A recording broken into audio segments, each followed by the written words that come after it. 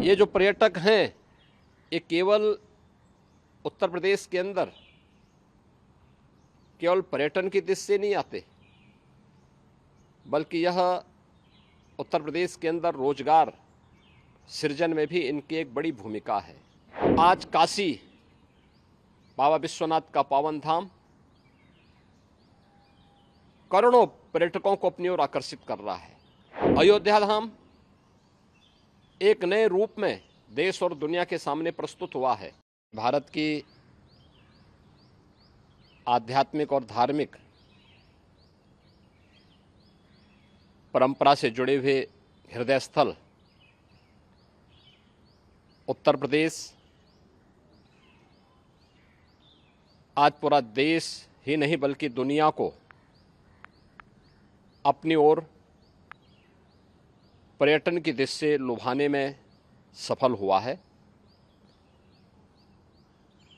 आदरणीय प्रधानमंत्री श्री नरेंद्र मोदी जी के विजनरी नेतृत्व में गत वर्ष उत्तर प्रदेश के अंदर 46 करोड़ से अधिक पर्यटक उत्तर प्रदेश के अलग अलग धार्मिक, आध्यात्मिक और इको टूरिज्म के या हेरिटेज टूरिज्म से जुड़े हुए साइट का भ्रमण किया है। ये जो पर्यटक हैं ये केवल उत्तर प्रदेश के अंदर केवल पर्यटन की दृष्टि से नहीं आते, बल्कि यह उत्तर प्रदेश के अंदर रोजगार सृजन में भी इनकी एक बड़ी भूमिका है। यह विरासत और विकास के एक बेहतरीन समन्वय को आगे बढ़ाने का काम भी करता है। अगर हम लोग आपको उत्तर प्रदेश के अंदर स्पिरिचुअल टूरिज्म की दृष्टि से ही देखेंगे, Ramayana circuit, Krishna circuit, Buddhist circuit, Jain circuit आदि तो हमारे पास पहले से है ही। आज काशी बाबा विश्वनाथ का पावन धाम करोड़ों पर्यटकों को अपनी ओर आकर्षित कर रहा है। अयोध्या धाम एक नए रूप में देश और दुनिया के सामने प्रस्तुत हुआ है। ब्रज क्षेत्र, मथुरा, वृंदावन, बरसाना, गोकुल, नंदगांव, इन सब ने दुनिया भर के पर्यटकों को अपनी ओर आकर्षित करने में सफलता प्राप्त की है। बौद्ध पर्यटकों की दृष्टि से सारनाथ, कुशीनगर, कपिलवस्तु, श्रावस्ती, कौशाम्बी, संकिसा, जहां यह दुनिया भर के बौद्ध श्रद्धालुओं को अपनी ओर आकर्षित कर रहा है, वहीं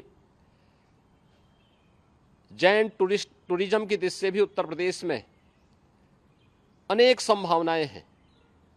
अयोध्या जैन तीर्थंकरों की जन्मस्थली है। ऐसे ही काशी, अनेक जैन तीर्थंकर इस पावन धरा पर अवतरित हुए थे। कुशीनगर की पावानगरी जैन तीर्थंकरों की पावन धरा के रूप में आज भी हम सब के लिए पूज्य बनी हुई है और दुनिया का सबसे बड़ा आध्यात्मिक और सांस्कृतिक आयोजन प्रयागराज कुंभ,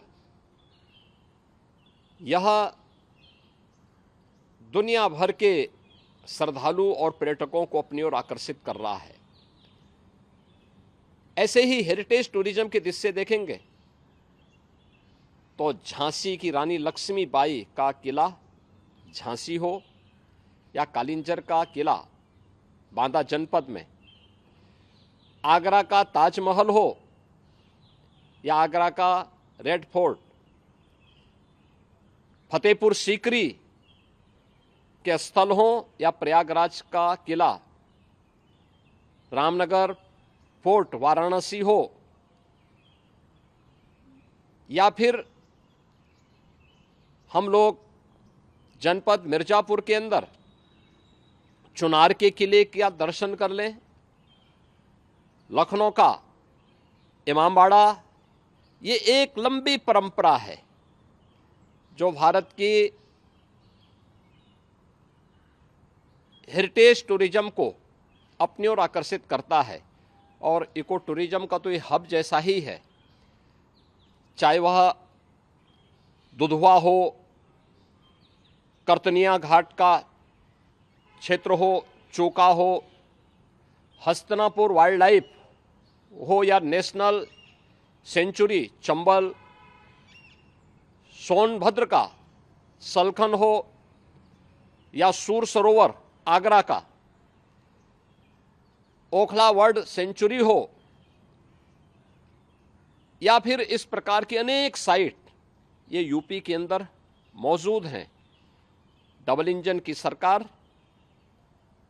पर्यटकों की रुचि और उनकी सुविधा के लिए पूरी तरह प्रतिबद्ध है। आज यूपी अपनी बेहतरीन कनेक्टिविटी के लिए जाना जाता है। रोड कनेक्टिविटी हो या ट्रेन की कनेक्टिविटी, एयर कनेक्टिविटी हो या वाटरवे की कनेक्टिविटी, ये सभी आज हमारे पास मौजूद हैं। और जब हम विश्व पर्यटन दिवस के अवसर पर आज इस समारोह के साथ झांसी में जुड़े हैं, तो स्वाभाविक रूप से 2025 मकर संक्रांति से लेकर के 26 फरवरी 2025 तक प्रयागराज में लगने वाला महाकुंभ 2025 का भी मैं आप सबके सामने स्मरण दिला रहा हूं।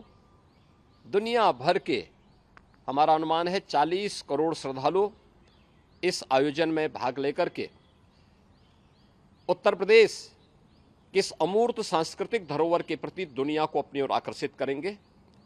मुझे पूरा विश्वास है कि प्रधानमंत्री मोदी जी के विजन के अनुरूप देश और दुनिया को अपनी ओर आकर्षित करने और उत्तर प्रदेश को पर्यटकों के एक बेहतरीन डेस्टिनेशन के रूप में आगे बढ़ाने में हम सब सफल होंगे। विश्व पर्यटन दिवस पर एक बार फिर से मैं आप सबको हृदय से बधाई देता हूं, अपनी मंगल में शुभकामनाएं देता हूं। धन्यवाद। जय हिंद।